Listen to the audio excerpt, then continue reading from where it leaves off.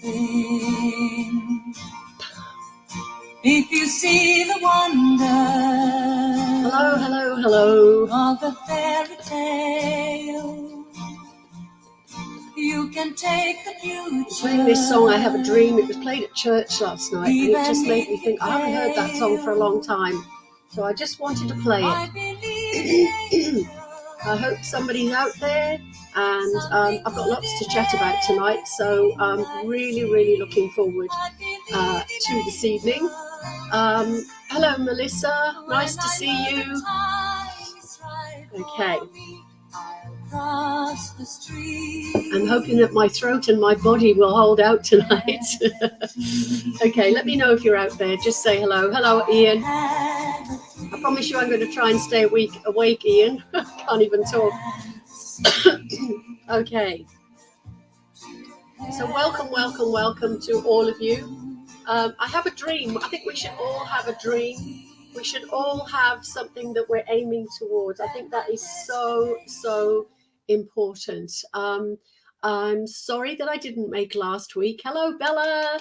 I'm sorry I didn't make last week when I was on a boat and I was chasing whales around Hervey Bay, which is north of here in Queensland. And do you know what? I haven't had a holiday since 2011, and I didn't realize how important a break is. And of course, I do lots of traveling, and everybody thinks that I'm, always on permanent holiday, but I'm not. I'm always working or traveling or both.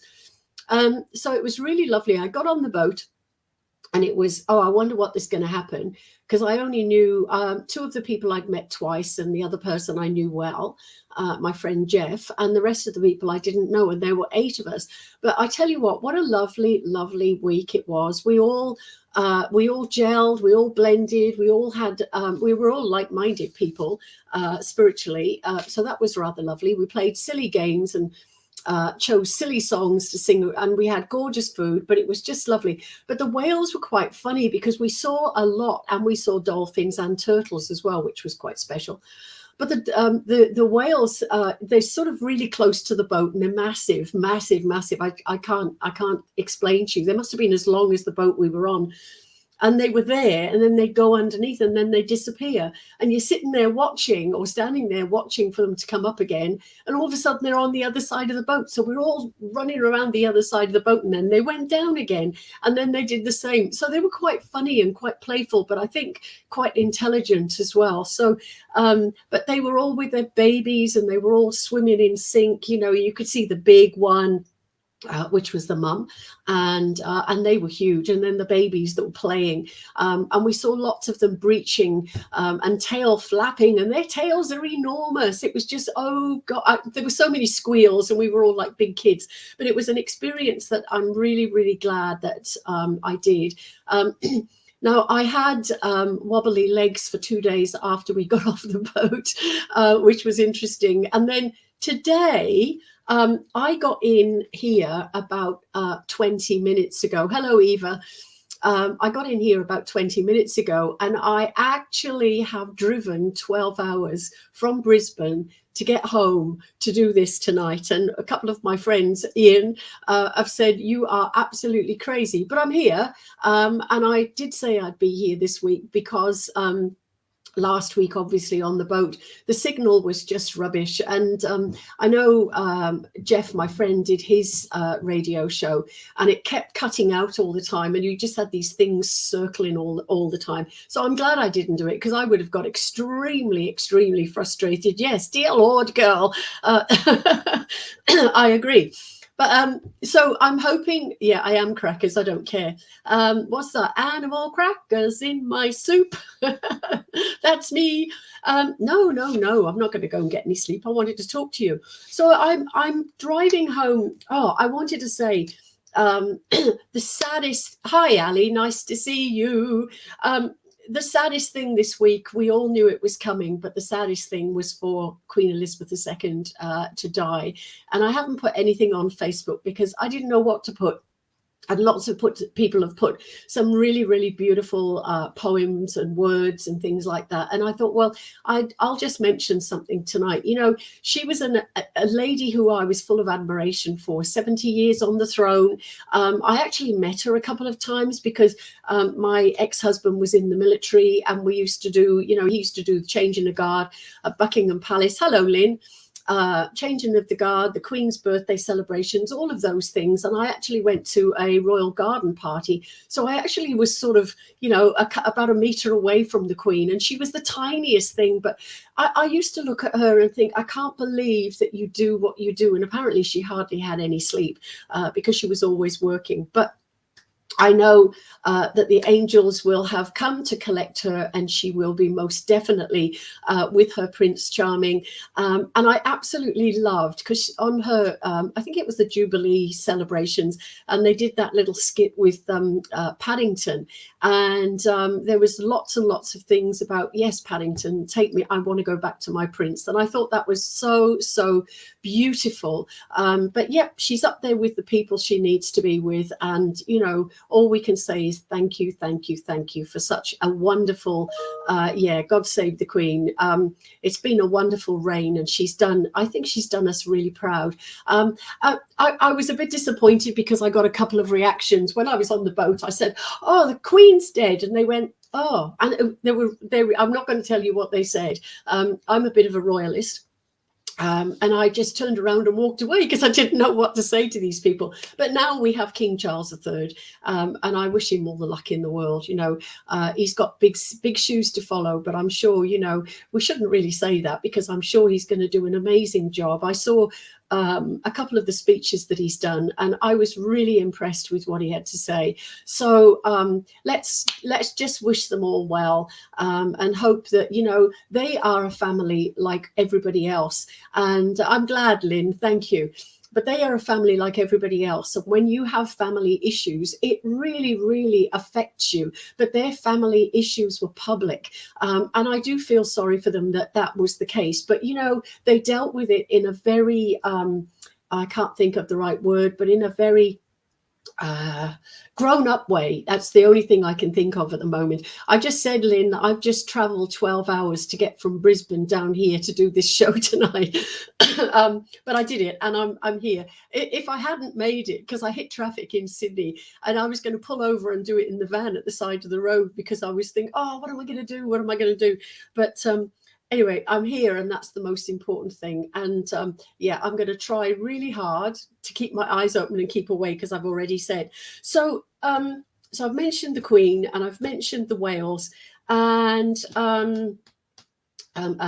yesterday, so the Wales was the most interesting and magical thing I have ever seen. Unless you're actually there and see how massive they are, you just don't believe it. But you know, when they raise it, the humpback whales, by the way, have got those horrible like barnacle-y things on them, and they do look funny. But then when they put their flippers up and wave at you, and their tails, and they flap them up and down, and apparently we had an expert who saw us onto the boat, and she calls herself a whale nerd, and she said when they flap their tails like that, they're actually attracting fish, which is food for them. So we learned quite a few little bits and pieces like that. Anyway, so last night I went to I did a dem at Brisbane Church yesterday. And then last night I went to the church service and saw some students on platform, and I'll talk about both of those things. So one of the messages that I was giving to a lady in the afternoon, it was really funny because I said, oh, I don't normally do this. I said, and I knew she was a big part of the church. I said, but I've actually got a Native American that's standing here. And she just went, oh, like this. And I said, oh my gosh, what have I said? What have I said? And she said, well, I was in, so this was Sunday, and she'd been in the Monday night circle. And she said, somebody brought a Native American lady through. And she said, I opened my eyes from the meditation that we were in. And she said, I could physically see her. So she said, I thought I was making it up. You know, you do sometimes you see things and think, oh, am I making it up? But anyway, when I said that to her on Sunday, which was yesterday, God, I'm all over the place. I don't know what day it is. But when I said that to her yesterday, she was, oh my gosh, I was right. And she was so happy. And it was beautiful because the lady had really, really long dark hair, and she had native dress on, and she was just so stunning. And she sat in front of the lady that I was talking to, and she actually had a bowl in her hands, and she offered it to Janine, her name was, sorry. And she offered her the bowl, and she said, this is all that you need. So it's all the fruits of the earth, but it's all the tools that you need to be able to do the work that you're going to be doing. And she said, there's going to be big change. And that's why she had stepped forward, because she was going into a time of change. So she was so happy. Anyway, I was talking to her. Hello, Lady Enwa. I know your name and I can't remember what it is. Anyway, yes, Bella, you're right. So I forgot what I was going to say now. Yes, I'm at the service and I'm doing, oh, yes, Native American. That's right. Sorry. Please excuse me tonight. Hello, Jenny. Sorry. Yes. Please excuse me tonight because I've just done a 12-hour drive, so I'm a bit hyper. It feels like I'm on a different planet at the moment. But the lady, as I was talking to this Native American, I said, oh my gosh. I said, I've got a book here that I want to give to you. And I said, the author is called Mary Summer Rain. Now, I read these books in the early 1990s, and this is one of her books. It's called Dreamwalker. But the book that I was relating to, there were two of them. One was Spirit Song. I got to make sure I got the title right. Spirit Song, which is the introduction of a Native American Indian that she meets in the forest. So she is a part Indian, but knows that she's got to find her purpose, and she knows it's to do with her Native American blood. So she ends up going into the forest in the Rocky Mountains, and she's just sitting there, and all of a sudden she realizes that somebody's watching her, and in her, she was a bit startled. But anyway, the lady makes herself known, and she's actually called No Eyes. Now, this is a true story. This lady actually, Mary Summer Rain, actually wrote the books about this lady, and she went to her for her to teach her. So No Eyes was teaching Mary Summer Rain all about the Native American teachings and lessons. And this lady was called No Eyes. Now, when she was born blind. And the normal thing in those days was, if a baby was born with any defects, they put them to one side. But the mum wouldn't do that. Now, it's in one of the other books. So I've read two of the books, or listened to two of the books on audio today, and that bit wasn't in there. So I'm trying to remember from the 1990s. But they brought her up, and they taught her. And this lady, as an old lady, she was apparently very wizened and wrinkled. But she lived in the middle of the wood in the Rocky Mountains, and had a cabin in the wood. But she used to go out searching for her own food and cooking for herself, and she lived on her own. So she could see, but she couldn't see with her eyes. She could see from her mind and from her spirit self. So it's really fascinating books. Anyway, so it's Spirit Song and then Phoenix Rising, the two books that I've read today. And then Dreamwalker is the follow-on to that. And then there's Seventh Mesa, and there's Earthway. And Earthway is the Native American Indian medicine, herbal medicine. And it's a very, very fascinating book. As you can see, it's quite a big book as well. Anyway, so I rang one of my friends today really excited, because I said, oh my gosh. I said, I've just been reading about these things that are happening. And she wrote this book in 1987. And what she is talking about in 1987, authoring this book, was I'll find out for you, Bella.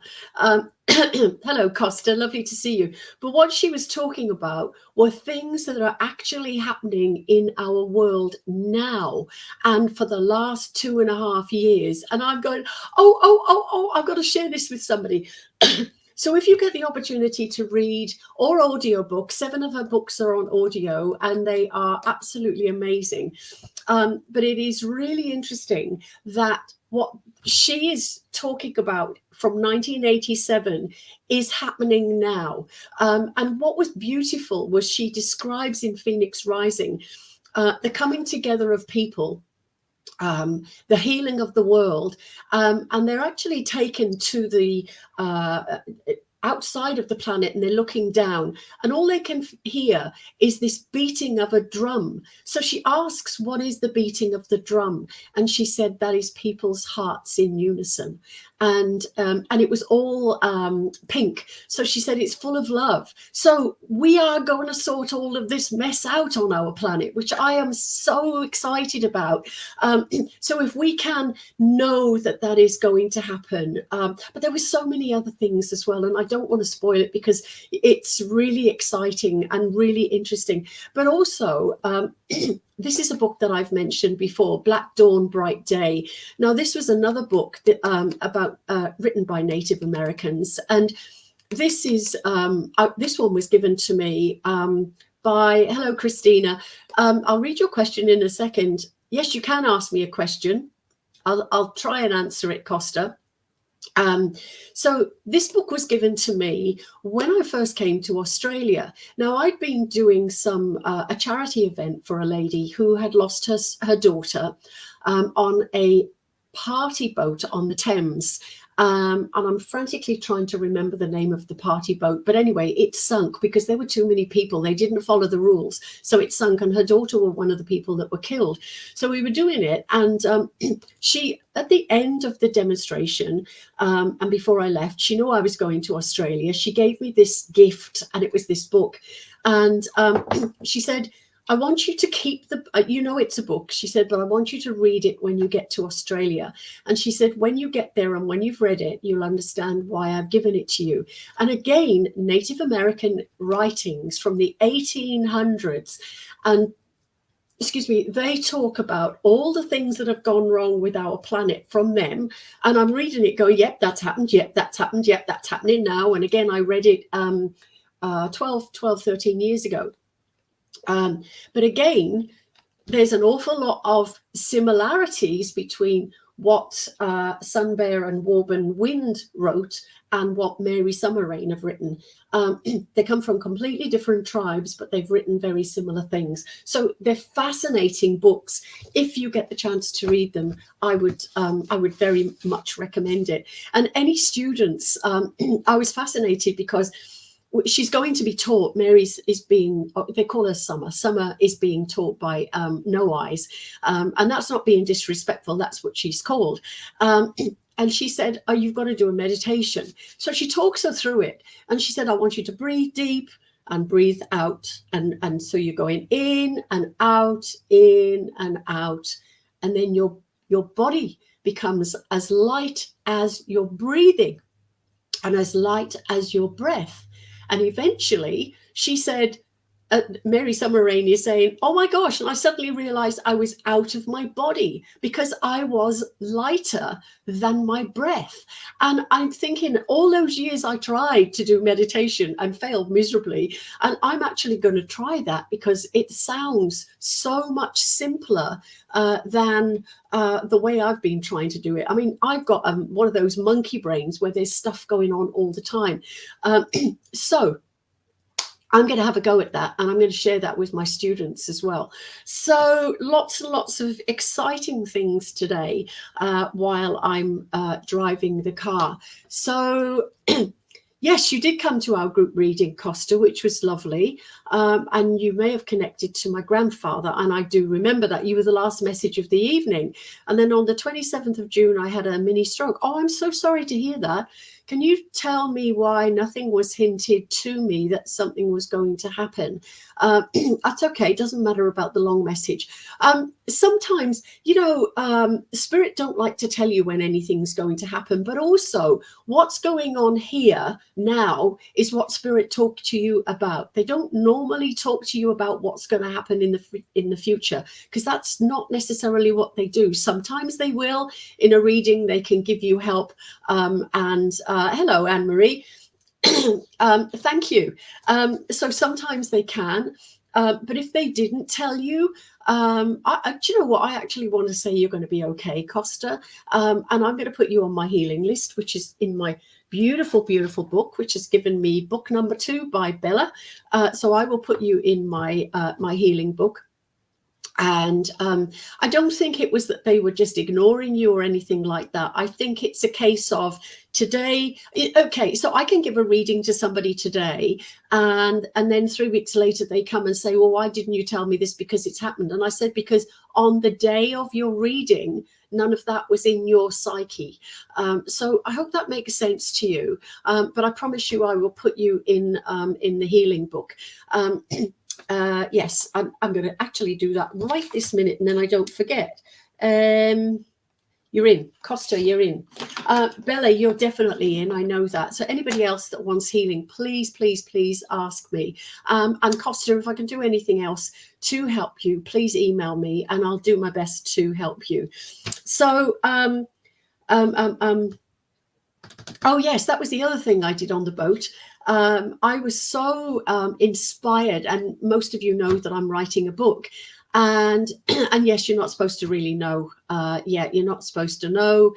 That's exactly right, Bella. Well done. We're not supposed to know in the future. You know, a lot of people have asked me that question. Why didn't you tell me? Siobhan, lovely to see you. You spoke to me Saturday. Yes, I do remember. So I went to the Mind, Body and Spirit. Let me talk about that for a second in Brisbane.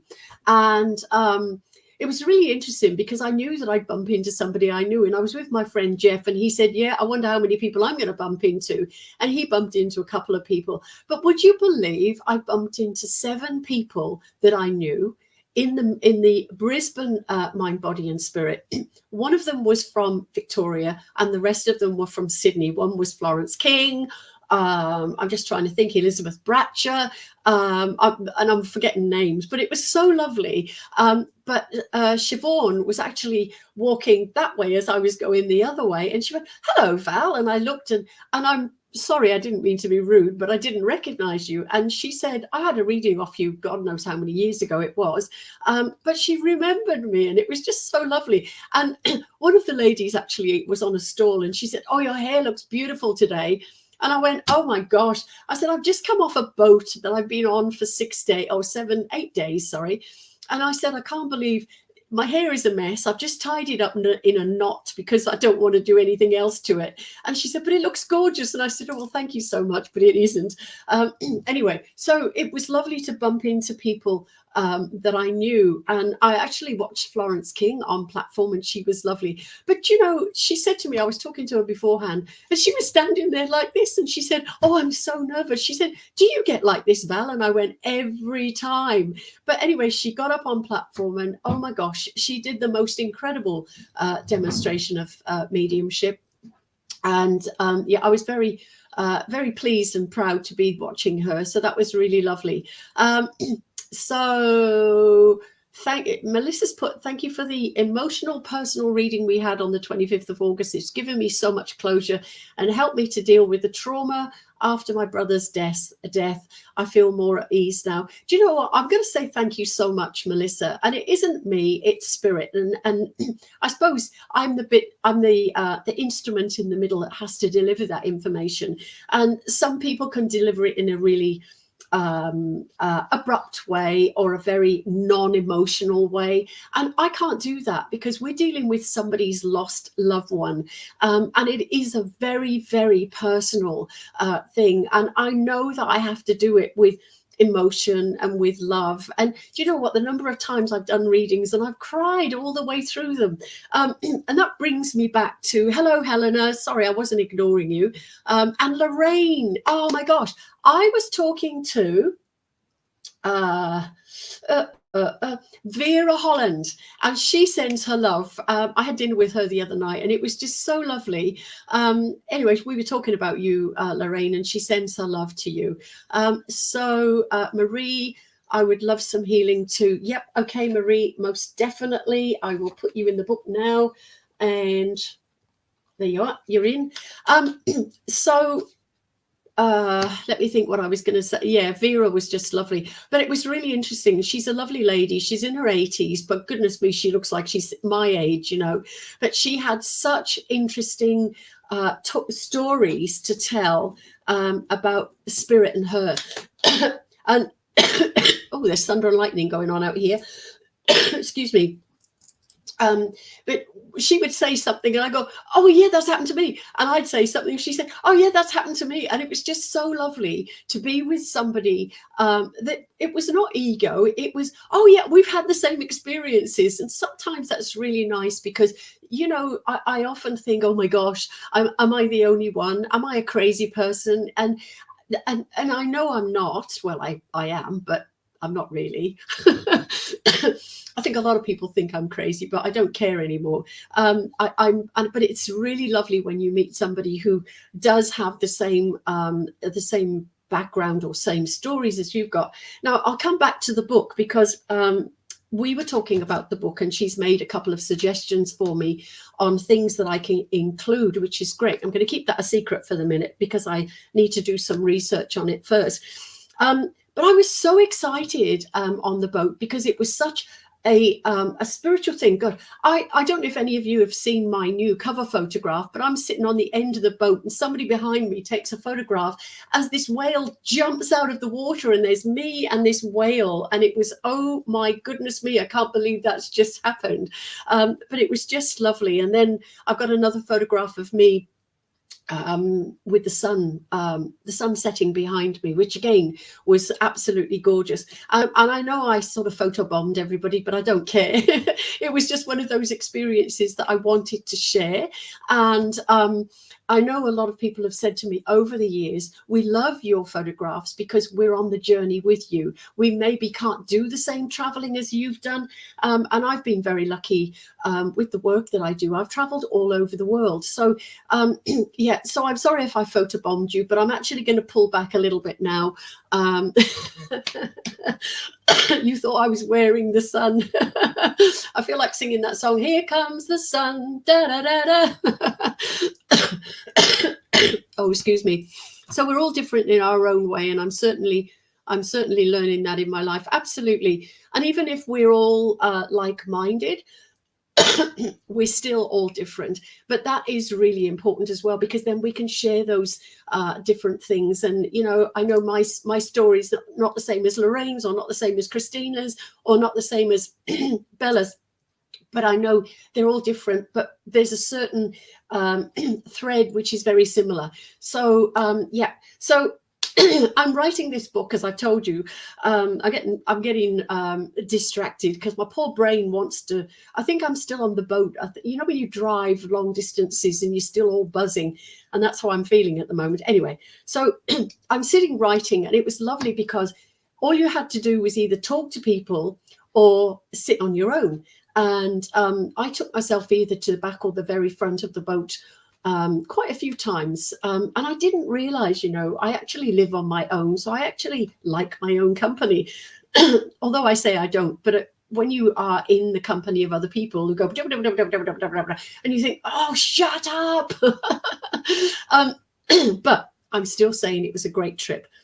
So I took myself, and what I did is I got up at 5 most mornings or 6 o'clock.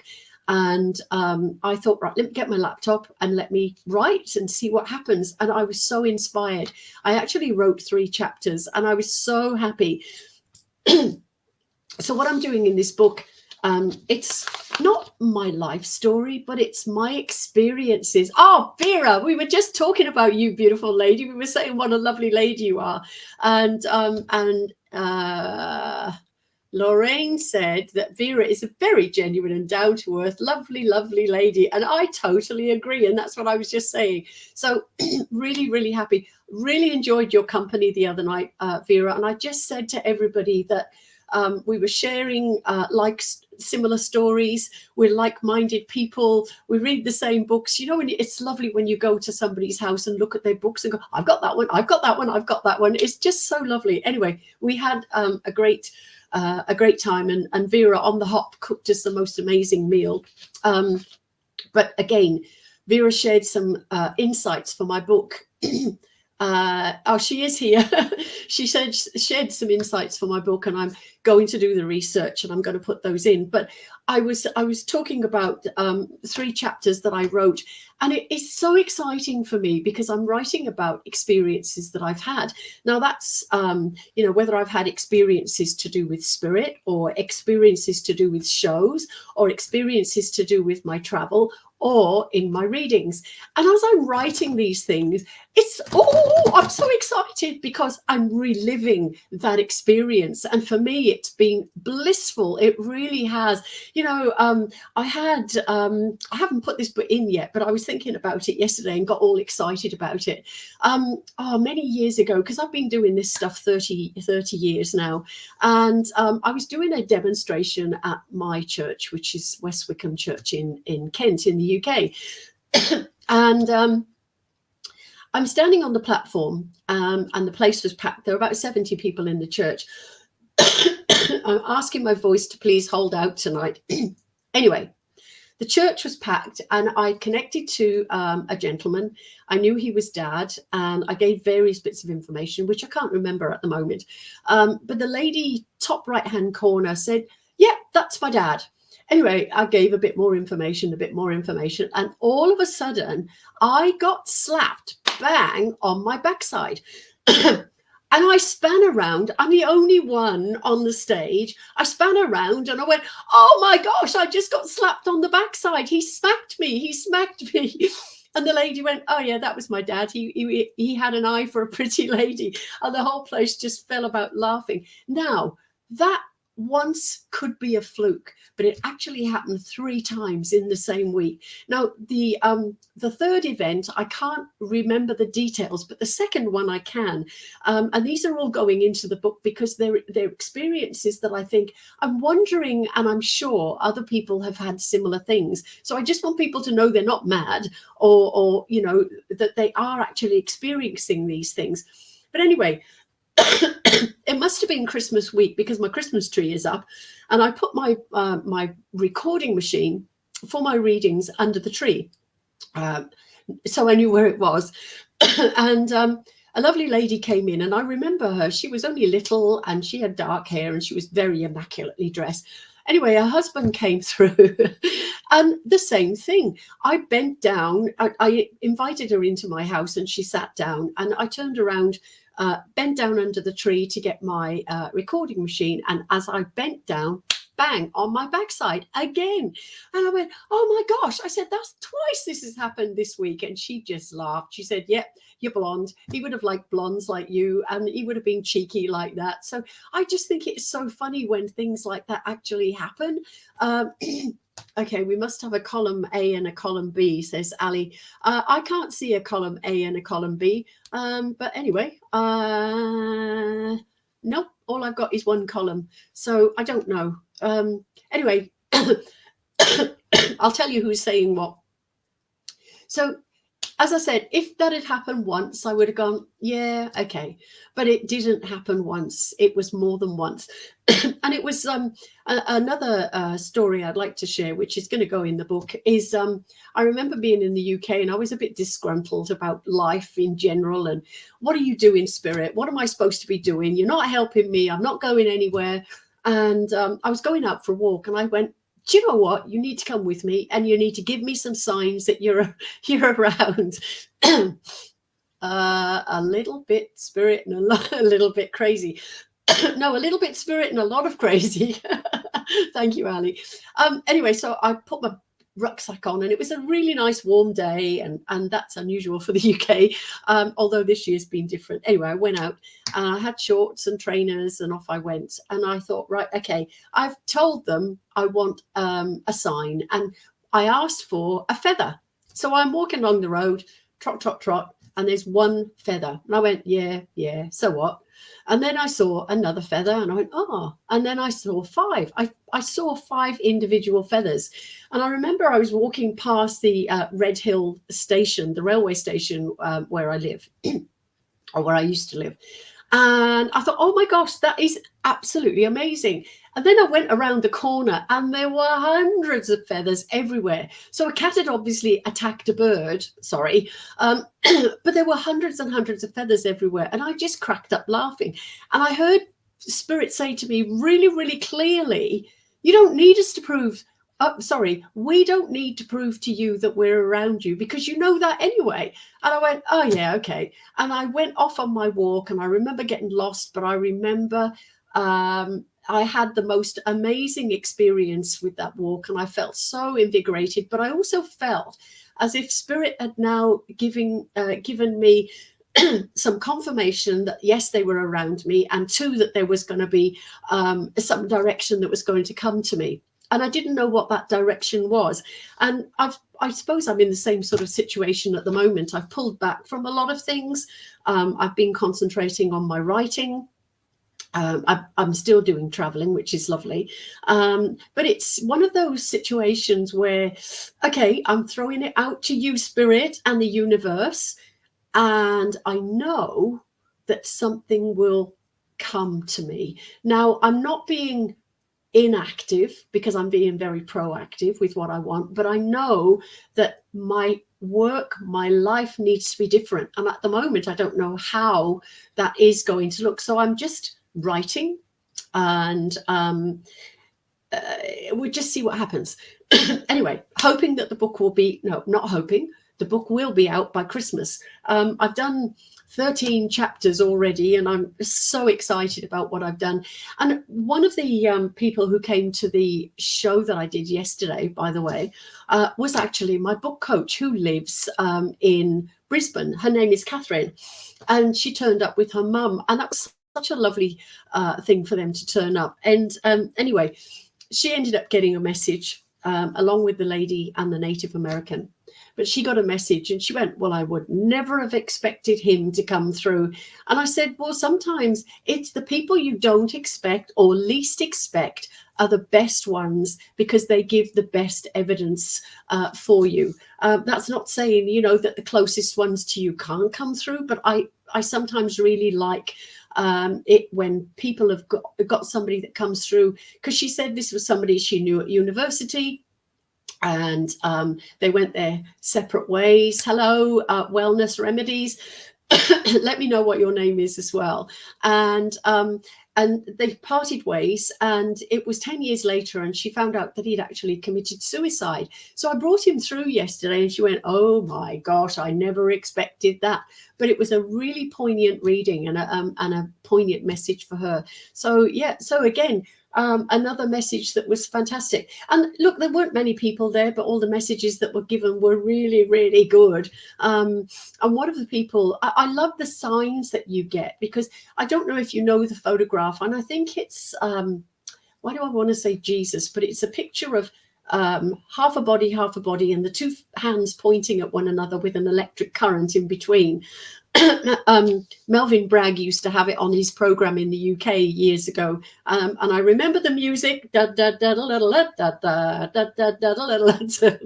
probably doesn't help you, but anyway, I saw this picture and I said, they're telling me that things are starting to come together for you, and that you're beginning to, you know, the penny's dropping as far as your spiritual work. And he's a very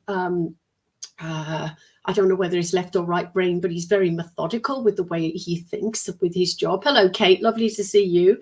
And afterwards we were talking, and he's nodding through, you know, my reading. And afterwards he said, I can't believe you've just said that. He said, but this, and this has happened. So it all fitted in with the things coming together and the, you know, the current there as well. So that's very, very exciting. Oh, Kate, your wellness remedies.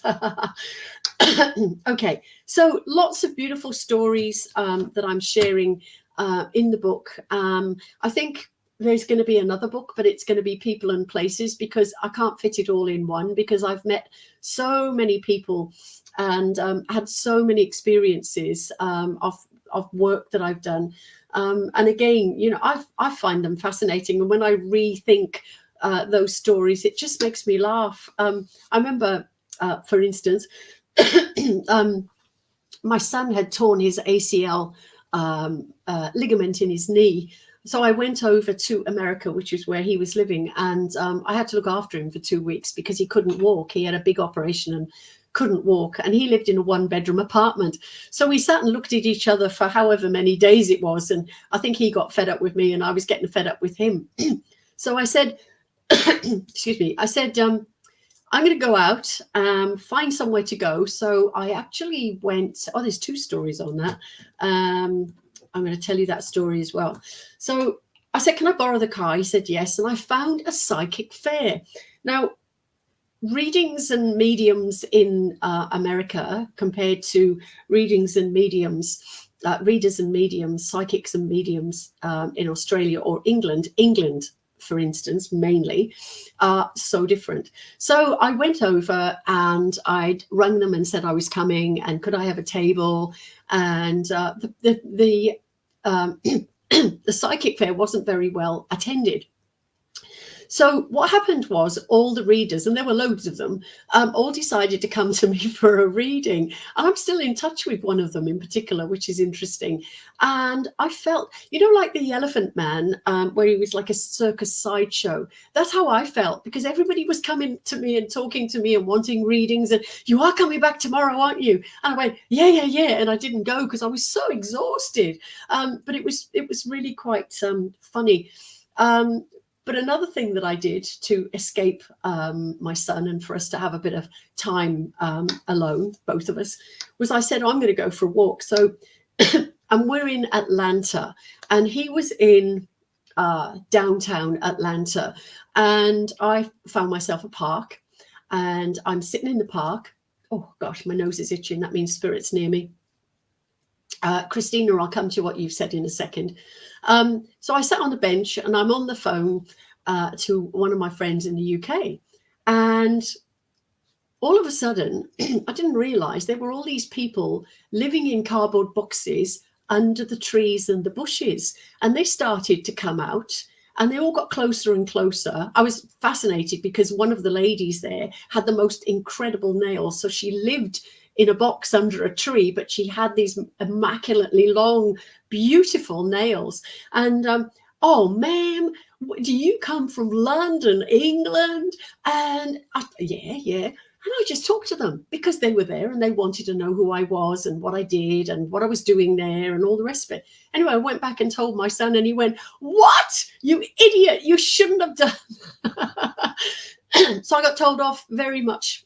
He said you could have ended up in lots of trouble, but it was the most fantastic experience because all they wanted to do is to talk to me, and I really enjoyed sitting and for about an hour and a half talking to them. And I said, "Oh, I've got to go," because I thought my son would be a bit anxious about where I was. But anyway, so it's stories like that that I've got to share, and I just knew that I was safe in that particular instance. I knew that I was safe. I knew that spirit was with me, and I knew that spirit was protecting me. So I knew that I was okay. But my son's a scientist, so he doesn't understand what I do, and he doesn't really want to know, which is interesting. So anyway, that's how it is. So Christina said, I've been asking for signs lately, but don't know whether they're a coincidence or my guide. There is no such thing as coincidence. There is no, I will be careful, Bella, don't worry.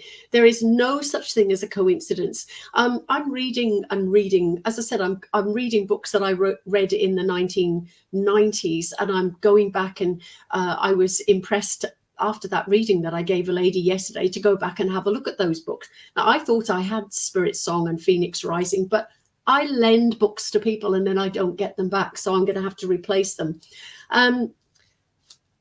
But what was I saying? Going over old things. I know how important that is. Okay, so no such thing as coincidence is what I was talking about. And please forgive me because, yes, brain is still driving in the car, I think. No such thing as coincidences. If you've got spirit around you, they're not coincidences. It's spirit's way of saying, hello, that should have happened to you. That was meant to happen to you. And this is going to happen to you. So you need to pay attention. And then when those things have happened and you realize, oh, wow, you need to say thank you. I'm saying thank you all day, every day. And I know that years ago in the 90s, when I was doing all this reading and going through all the traumas in my life, I used to say, thank you for what I'm going to experience today. And I know that you're going to be there with me, and I know that you're going to get me through my day, which they always did. And then at the end of the day, as I was going to bed, not only did I ask for healing for myself, which is not selfish, it's important that you ask for yourself, but I also balanced my chakras because I was very out of sorts at the time. And I also said thank you for all the experiences that I'd had during my day, whether they were good, bad, or indifferent, because I know that each of those experiences I was meant to experience. So we should be more grateful. So even when, you know, say your car broke down today, maybe your car broke down, and yes, that's so frustrating, but it stopped you going somewhere where maybe something would have happened if you had gone, if you've been in your car. So I always say, okay, well, yeah, that's happened, and I'm extremely frustrated about it. However, thank you for whatever. And that's what we need to do. We need to be more grateful. We need to be more appreciative. We need to be aware of what's going on around us. And coming back to the books, I love the fact that the talking to the Native American I didn't have any coffee at all, Bella. It's just the fact that I've been driving for 12 hours. And if I am hyper, I'm so sorry. But I'm actually quite excited about these books and reading and listening to them again. But it's when she was talking to No Eyes, you could experience with her the way her connection to spirit changed and how much more aware she became. One of the things that she did was she, without No Eyes, and No Eyes probably knew about it, but she didn't tell her, she decided to go into the forest on her own for 3 days, and 3 days and 2 nights, and she actually camped out. And she describes where she stayed, and Bella, you are funny. So she describes where she is, and she's literally in the wilderness in this valley, and she describes it so beautifully, and you could see the picture of the whole thing. And she's talking about when she goes to sleep at night. And she said she was, before she went to sleep, that's right, before she went to sleep, she was sitting there meditating, and she was very, very aware of an energy or a presence around her. And she was really frightened. And she said she had a gun just in case, but she thought, I don't need the gun. Spirit's with me. Spirit's protecting me. So she sat very quietly and sort of invited the energy to step forward. And a male voice talked to her.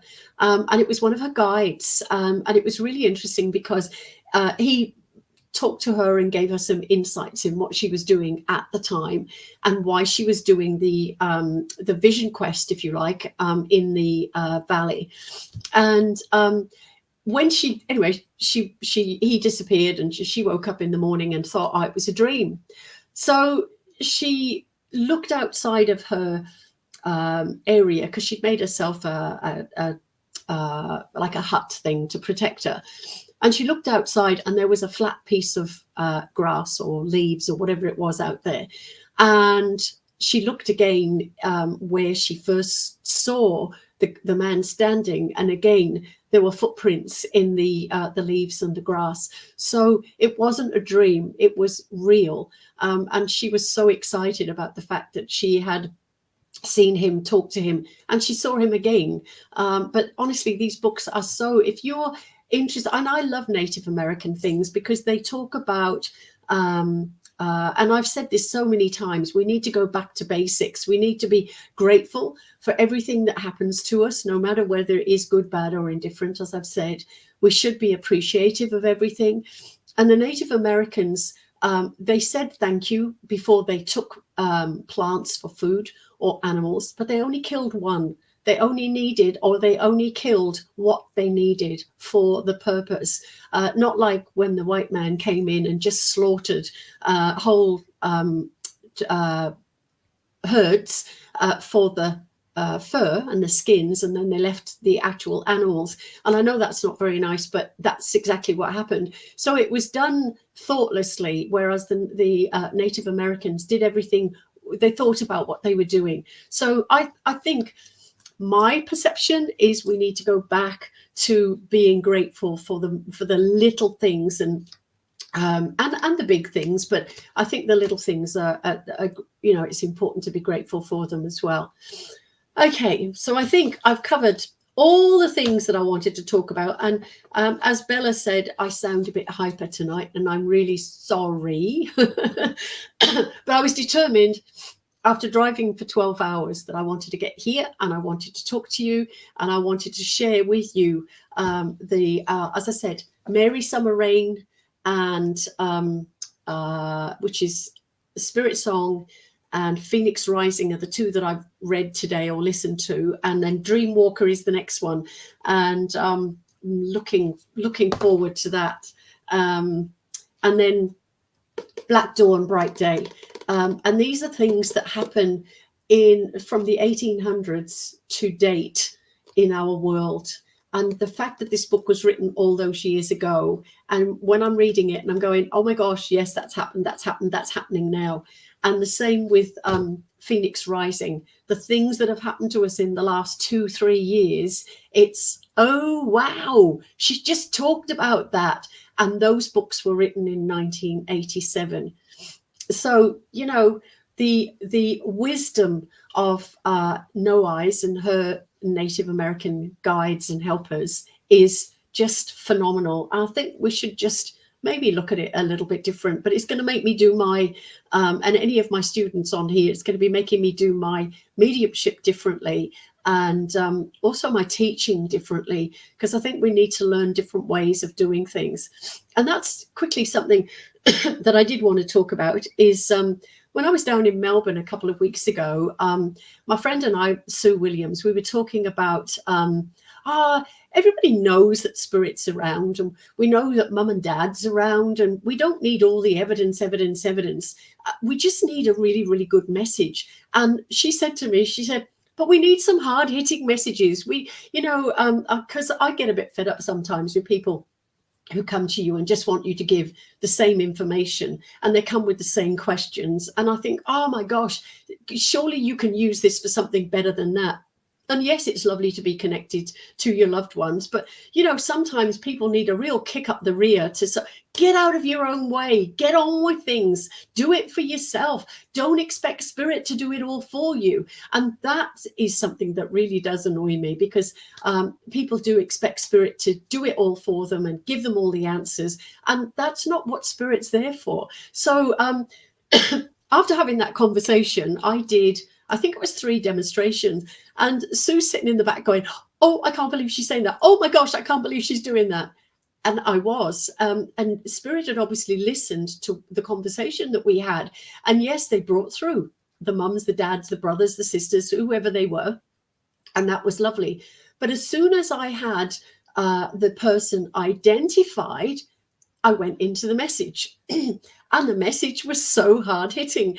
And there were a couple of mediums in the audience, and they came up to me afterwards and they said, oh my gosh, that was so refreshing. That was like a breath of fresh air. So I think that is important as well. So there's a school of thought in the UK where absolutely, Ali, responsibility for self and free will, and life is not stagnant. You're right. So I think there's a school of thought in the UK where you just give evidence, and after a while that evidence becomes boring, because yes, we know,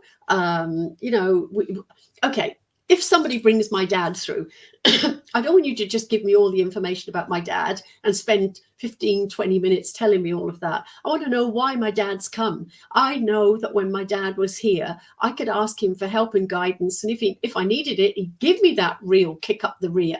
And that's what I look for when I get a reading. So I don't go for readings from anybody. I just ask for myself now.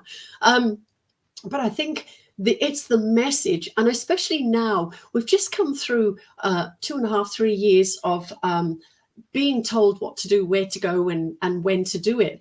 And we're a little bit still flapping around in the dark, if you like. And we're looking for answers. Now, Spirit is not going to say, well, you do this and you do that. They're going to help you, but they'll help you in a very proactive way, and a very moving forward sort of way. And I think, I know for myself, we've learned, I'm a message hogger. Yeah, absolutely. I think with myself, you know, I've learned that material things in life are not that important. What's important are the people in your life, not the possessions that you have in your life. And I've realized also, and this is a strange one, I've realized that there are people in my life that I actually don't have to have in my life anymore. And I'm being a little bit more selective about who's there and who's not there. If they don't serve me is the wrong thing to say, but I don't know. I've had people in my life in the past where, you know, over the years, I've worked my way up the ladder as far as my work is concerned, and they think, let's go along with her because she's getting somewhere and going places. Oh gosh. And I thought, well, you're actually with me for the wrong reasons. So I've gone, no, I don't need those people. So I'm being a little bit more, and maybe we should all do that, be a little bit more selective about the people you have in your life, and the possessions you have. You know, don't get rid of the really important things. I mean, I've got a chest or plastic tub behind me in a cupboard that has got all my precious things. Everything else, it doesn't really matter. And I think that's one of the things that we, a lot of us have realized through the last 3 years. You know, we've got to realize that it's the people, our own health, our own happiness, and the material things are not that important. So maybe we need to have a think about that. And it's interesting because, oh gosh, Spirit is so close to me. Somebody obviously needs a message. But even, you know, in these books, the lovely lady, No Eyes, who lived in a makeshift wooden shack in the middle of the woods, you know, she had a rocking chair, a wooden bed, and a tiny kitchen that she could cook on. And she's blind as well, but she could do all of that. And she had shelves where she went out into the woods and collected all her herbs, and made teas and potions and medicines. I'm not telling you to do that because you don't know what's out there, but that's what she did. It was all very, very basic. And this was in 1987. So maybe we should take a leaf out of her book and, you know, get rid of some of the things that don't serve us anymore. You know, what do we need? I used to have about 12 bone china tea sets and dinner services. And I thought, actually, I don't need them anymore. Somebody else can benefit from them. And I took them to the charity shop. And I know when I moved from the UK, I'm a Marilyn Monroe fan. And I had a whole wall of Marilyn Monroe pictures. And of all the things that I let go of in the UK, that was the one thing that broke my heart. And I carried them all into the charity shop in the UK. And I was tears strolling down my face. And I thought, somebody else is going to benefit from these. So let's do that. Let's give somebody else the pleasure of the things that are important to us. But then, why are they important? How are they important? And do we need them all? We maybe just need one little thing to remind us of whatever, whoever, or a situation. Anyway, I hope you've enjoyed tonight.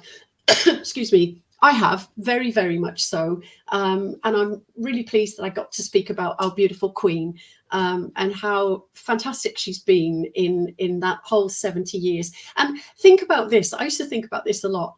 Would you want her job?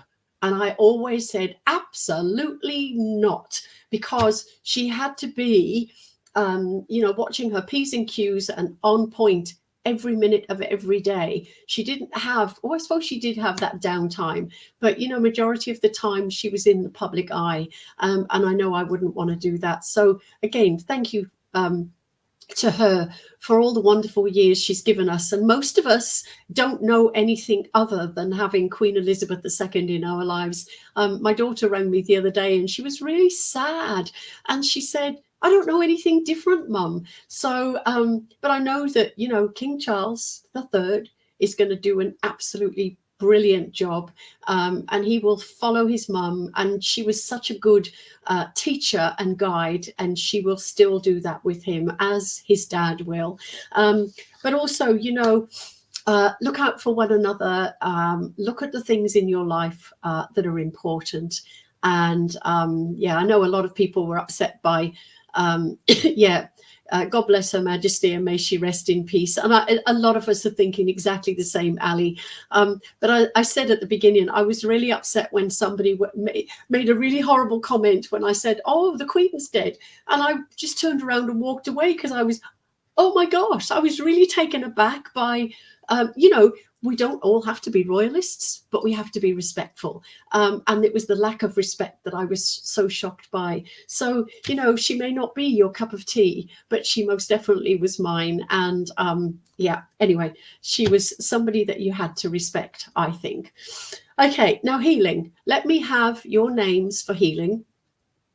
If I've prattled on today, I'm so sorry, but I'm still driving and I'm buzzing. I probably sleep like a baby tonight, but it's been, for me, it was important to come tonight. Yes, it's like we've lost our mum. Yeah, exactly, because she's always been there. But look, I know, Charles is going to do a great job, as are the rest of the family. And, again, paying the respects, because they've lost their mum, their grandmother, their great grandmother, and we have to be respectful of that.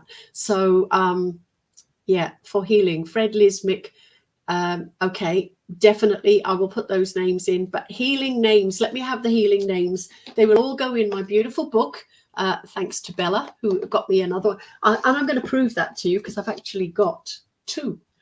I had one and I was coming to the end, and beautiful Bella managed to get another copy, and you can only get them from Hever Castle in the UK. I don't know how she managed to do it, but she did. So I was super grateful. And it's little things like that we should be doing for people. That's what I'm talking about, is do a good service for somebody, do a good deed for somebody. And even if you see somebody that looks, because any of us that are spiritual can see energies around people.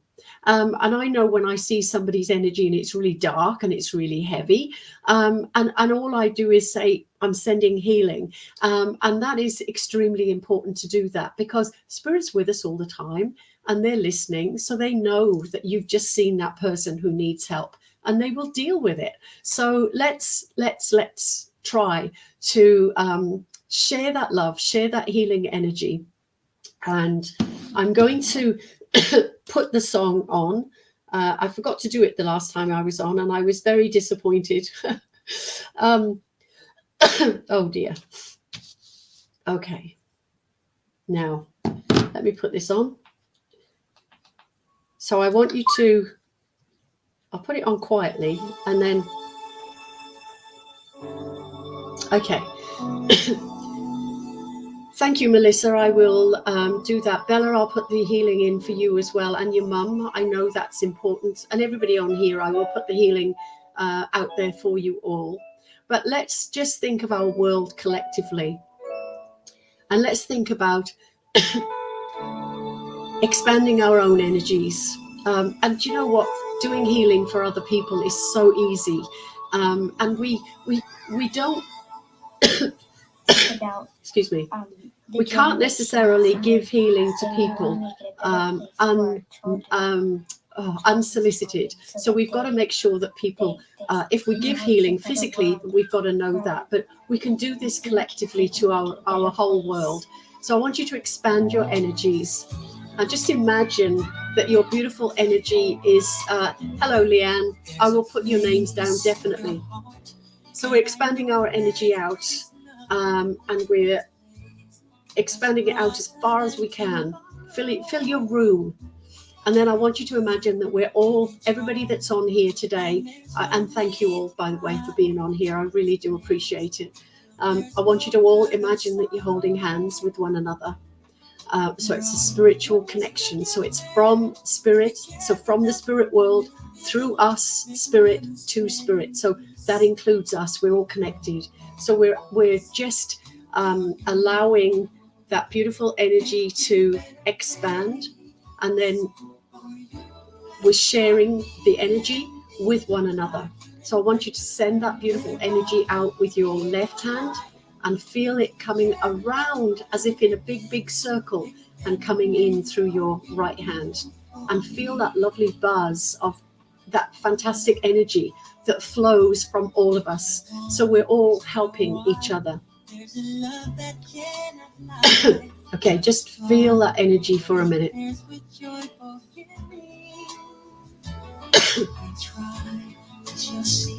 And then I want you to imagine that beautiful energy that you've created, you're going to send out into your street, into your town, into your state, into your country, and then you're going to send it out across the world. Imagine our globe, and you're expanding your energy so as it encompasses the whole of our planet.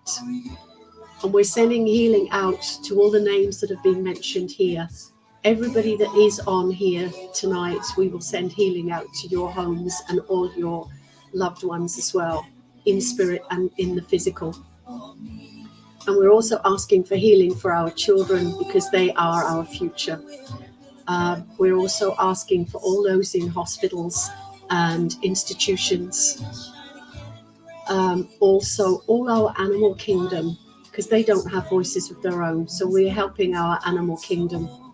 And then also to our plants, because we can't sustain ourselves without all of those things.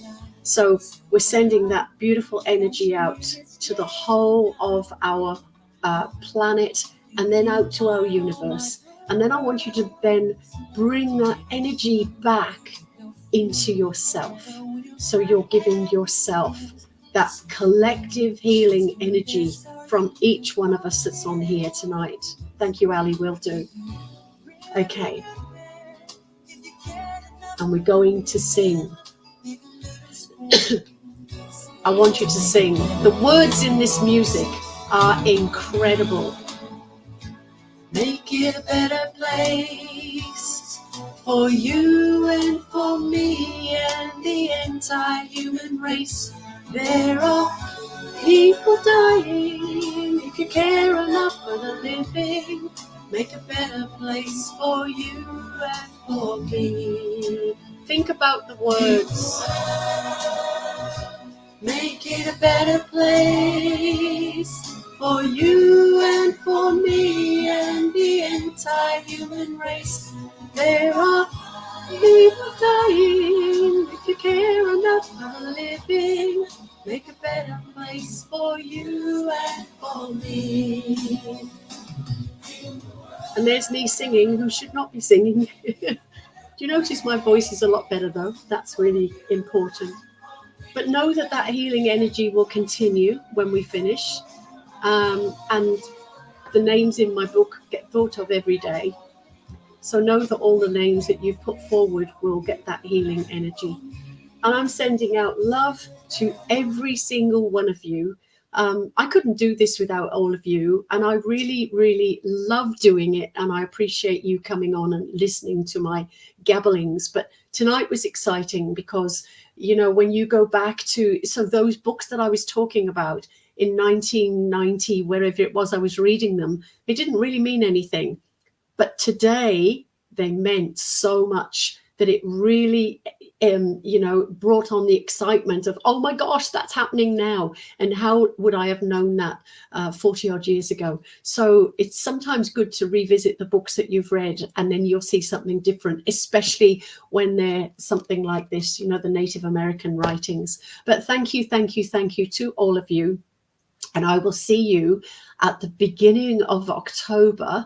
And I promise you I'll make that one. But once a month is what I'm doing, and I am going to stick to that. I only didn't this time because of the fact that we had no signal while I was chasing whales around Hervey Bay. But love to each one of you, healing to each one of you. And remember, be kind, be courteous, be respectful to everyone that you meet. Okay, bye.